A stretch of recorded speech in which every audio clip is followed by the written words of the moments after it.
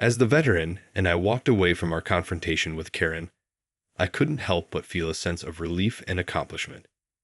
We had stood our ground and defended the honor of my grandfather's service, a victory that, in the moment, felt immensely satisfying. "I can't thank you enough for what you did back there," I said, my voice filled with gratitude. I don't think I could have faced her alone. The veteran offered me a warm smile.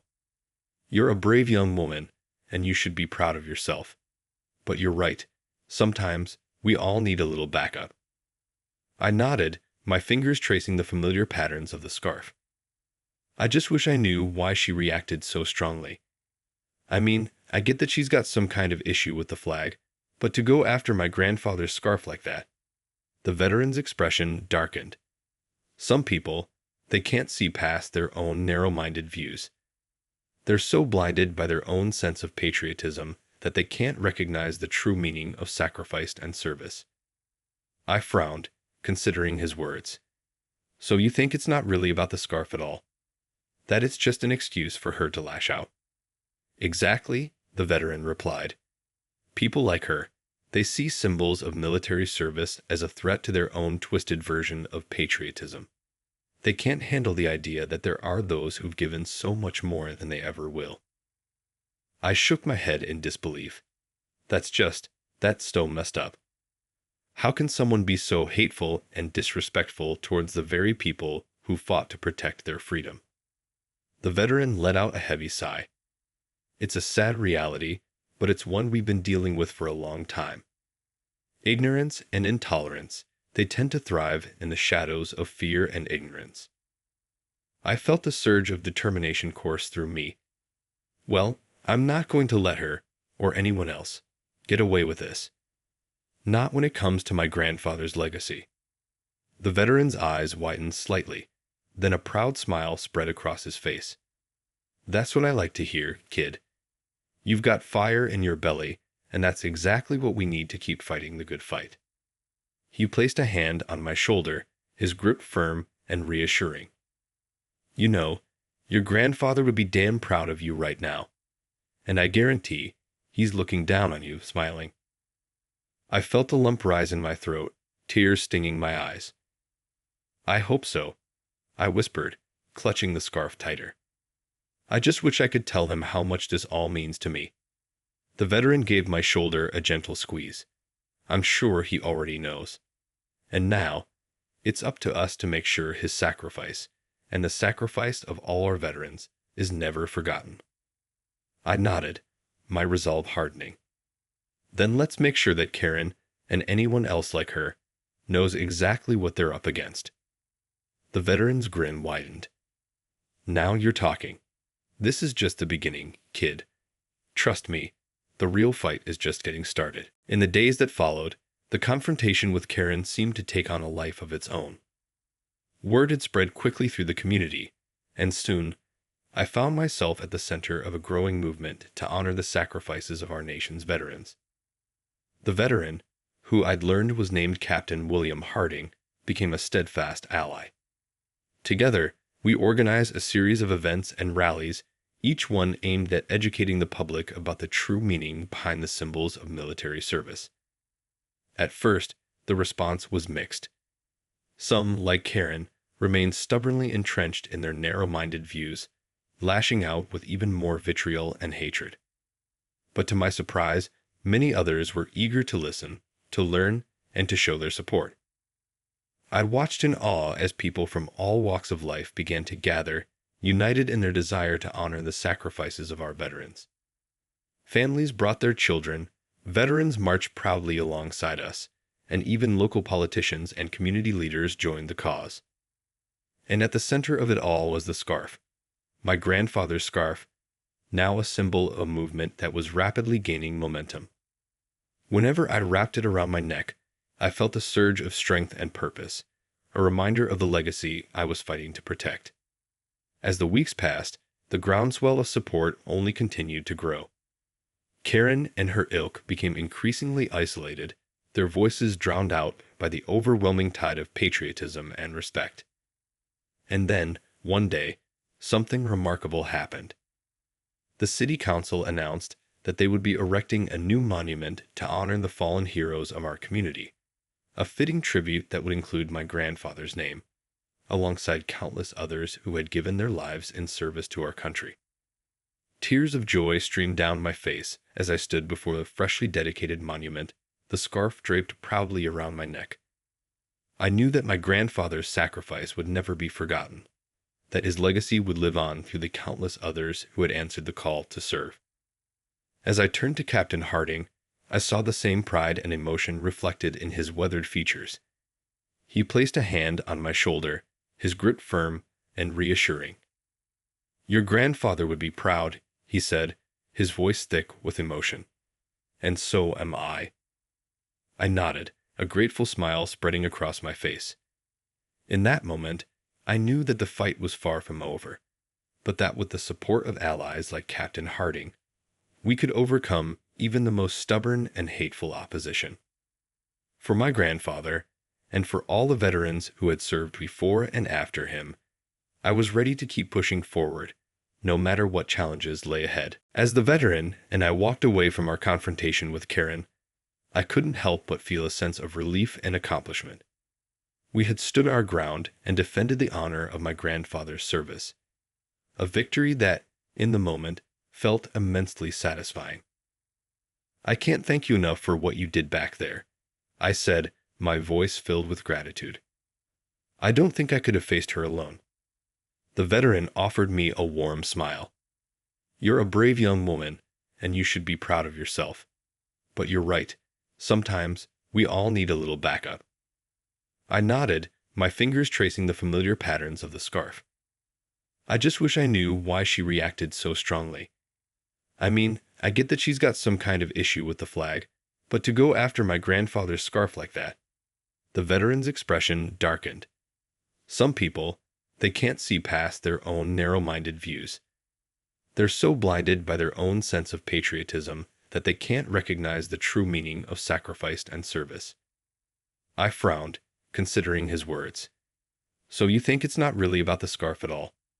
That it's just an excuse for her to lash out?" "Exactly," the veteran replied. "People like her, they see symbols of military service as a threat to their own twisted version of patriotism. They can't handle the idea that there are those who've given so much more than they ever will." I shook my head in disbelief. That's so messed up. How can someone be so hateful and disrespectful towards the very people who fought to protect their freedom? The veteran let out a heavy sigh. "It's a sad reality, but it's one we've been dealing with for a long time. Ignorance and intolerance, they tend to thrive in the shadows of fear and ignorance." I felt a surge of determination course through me. Well, I'm not going to let her, or anyone else, get away with this. Not when it comes to my grandfather's legacy. The veteran's eyes widened slightly, then a proud smile spread across his face. "That's what I like to hear, kid. You've got fire in your belly, and that's exactly what we need to keep fighting the good fight." He placed a hand on my shoulder, his grip firm and reassuring. "You know, your grandfather would be damn proud of you right now. And I guarantee he's looking down on you, smiling." I felt a lump rise in my throat, tears stinging my eyes. "I hope so," I whispered, clutching the scarf tighter. "I just wish I could tell him how much this all means to me." The veteran gave my shoulder a gentle squeeze. "I'm sure he already knows. And now, it's up to us to make sure his sacrifice, and the sacrifice of all our veterans, is never forgotten." I nodded, my resolve hardening. "Then let's make sure that Karen, and anyone else like her, knows exactly what they're up against." The veteran's grin widened. "Now you're talking. This is just the beginning, kid. Trust me, the real fight is just getting started." The fabric continued to strain and tear as Karen's grip tightened. Her wild eyes bore into mine, her mouth contorted in a snarl. "Let go, you disrespectful brat," she spat. "This scarf is an insult to everything our country stands for." I dug my heels in, using every ounce of my strength to keep the scarf from unraveling completely. "No, You're the one disgracing the flag and everything my grandfather fought for." Tension crackled in the air as the onlookers watched, stunned at the spectacle unfolding before them. I could feel the weight of their eyes, the unspoken question lingering. Would someone step in to stop this madness? But no one moved. They were frozen, paralyzed by the sheer audacity of Karen's actions.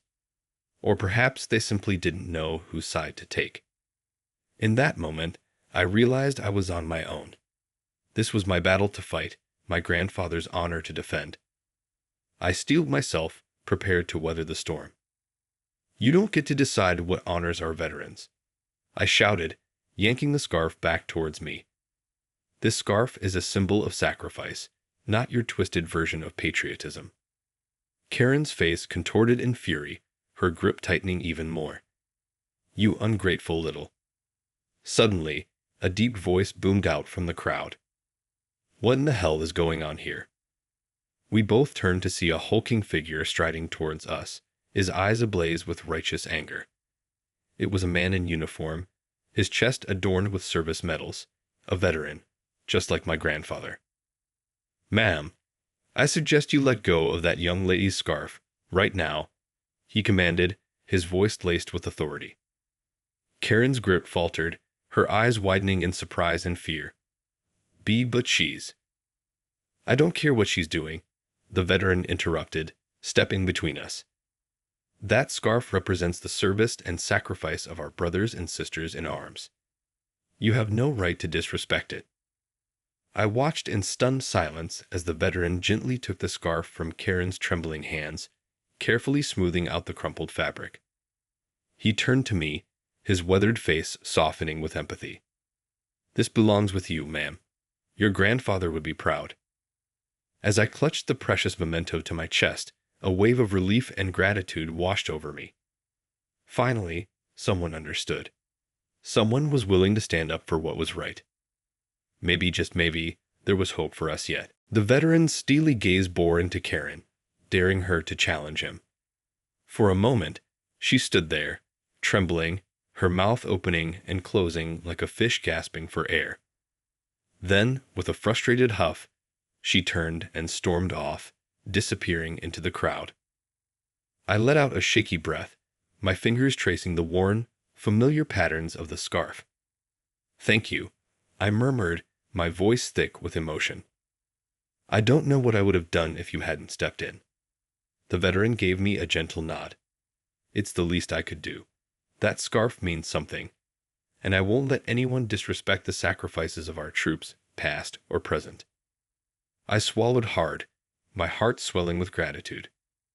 My grandfather served in Vietnam. This scarf was the last thing he gave me before he passed away. I paused, letting the weight of those words sink in. It's all I have left of him. The veteran's expression softened, understanding dawning in his eyes. "I see. Then you wear it with honor, young lady. He would be proud." I felt a lump rise in my throat, the threat of tears stinging my eyes. I can't believe someone would try to rip it off like that. It's not just a scarf to me, it's a part of my family's legacy. "I know," the veteran said, his voice low and reassuring. "Some people just don't understand the true meaning of service and sacrifice. They let their own narrow-mindedness cloud their judgment." I nodded, absently running my fingers over the soft, camouflage fabric. I wish I could have done more to stop her. I felt so powerless, like I was letting my grandfather down.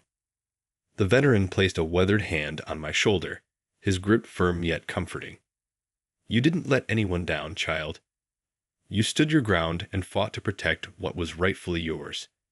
That takes courage." I looked up at him, searching his face for any trace of doubt or reproach. But all I saw was unwavering support and understanding. "Thank you," I whispered, the words barely audible over the din of the city street. "Thank you for being there." The veteran gave my shoulder a gentle squeeze. "It's my duty to defend the honor of my fellow soldiers, living or past. And I'll be damned if I let anyone trample on that, not on my watch." I felt a surge of renewed strength, a sense of purpose that had been missing in the face of Karen's onslaught. With the veteran by my side, I knew I could face whatever came next. The veteran and I stood there for a moment, the tension finally starting to dissipate. I could feel the adrenaline slowly leaving my body, replaced by a profound sense of relief and gratitude. "I'm sorry you had to go through that," the veteran said, his brow furrowed with concern. "It's not right that someone would try to desecrate a symbol of military service like that." I shook my head, clutching the scarf closer. "No, I'm the one who's sorry. I couldn't let her take it, you know. It's all I have left of my grandfather." "I understand," he replied, his voice gentle.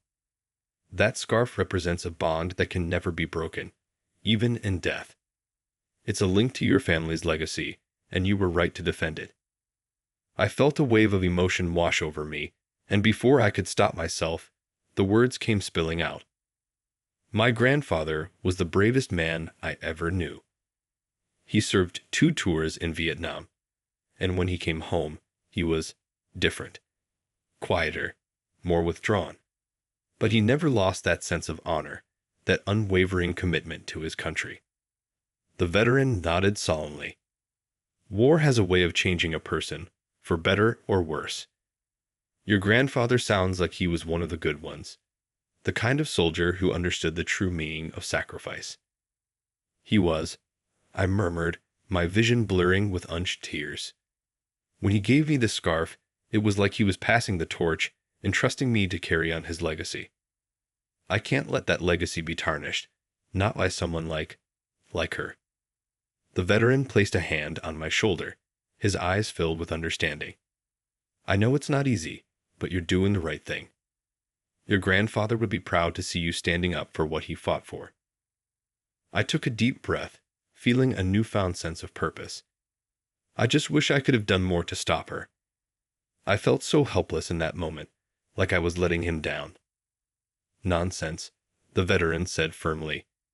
"You held your ground and refused to back down, even when faced with that woman's hateful tirade. That takes real courage." He paused, his gaze unwavering. "And you know, sometimes the greatest battles aren't fought on the battlefield.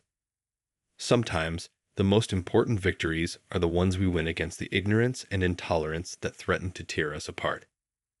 I couldn't help but nod in agreement, a small spark of hope igniting within me. Perhaps this wasn't just about protecting my grandfather's scarf. Maybe it was about something much bigger, something that spoke to the very heart of what it means to be an American. "So where do we go from here?" I asked, my voice steadier than it had been. The veteran's lips curved into a determined smile. "Well, young lady, I think it's time we teach that Karen a lesson in respecting our veterans." I couldn't help but feel a surge of excitement at the veteran's words. After the humiliation and fear I'd experienced, the thought of seeking justice was immensely appealing. "What did you have in mind?" I asked, my grip tightening on the scarf. The veteran's eyes gleamed with determination. "Well, first things first. We need to find out who that woman is and where she lives. Then we can pay her a little visit and have a friendly chat about respecting our nation's heroes." I raised an eyebrow, partly intrigued and partly skeptical.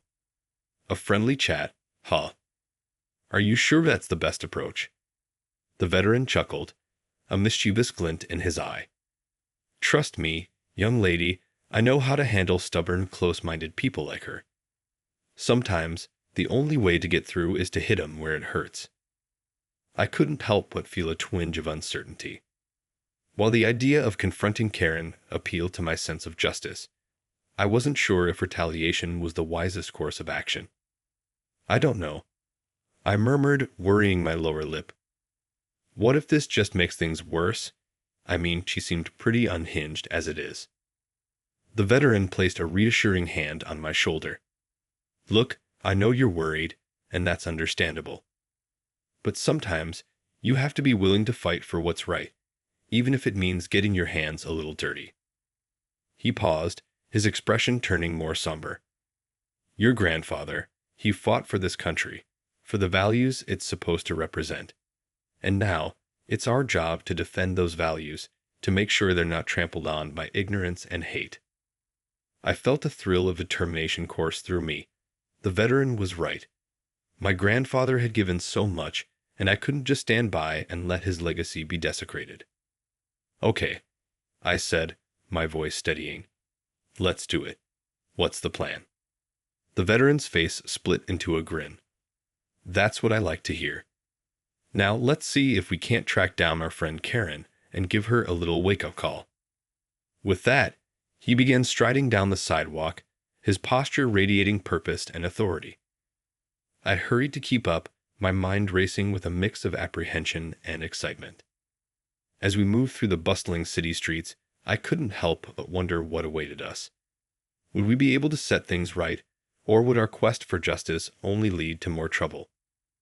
Only time would tell.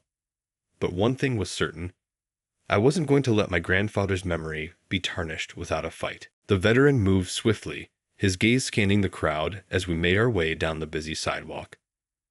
I followed closely behind, my mind racing with a mixture of anticipation and trepidation.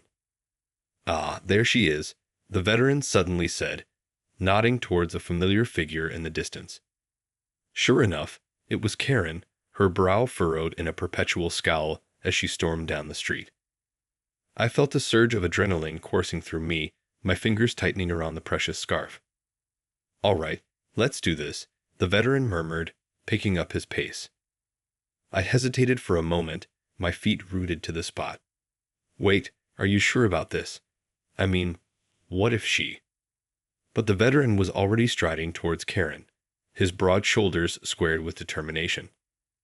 I had no choice but to follow, my heart pounding in my chest. "Excuse me, ma'am," the veteran called out, his voice calm yet commanding. Karen whirled around, her eyes narrowing the instant she recognized us. "You again?" she spat, her face twisting with contempt. The veteran raised a hand, his expression remaining composed. "Ma'am, I think we need to have a little discussion about respecting our nation's veterans." Karen's lips curled into an ugly sneer. "Respecting veterans? What about respecting the flag and everything it stands for?" "The flag stands for freedom, equality, and the right to peacefully dissent," the veteran replied evenly. "It does not give you the right to disrespect the sacrifices of those who serve to protect those very ideals." Karen's face flushed with indignation. "How dare you? That scarf is an insult to our country." "On the contrary, ma'am," the veteran said, his voice hardening. "That scarf is a symbol of the service and sacrifice of a man who fought to defend the freedoms you're so quick to trample on." Karen opened her mouth to retort, but the veteran raised his hand, silencing her. "Now, I suggest you take a good, hard look at yourself and what you're doing," he continued.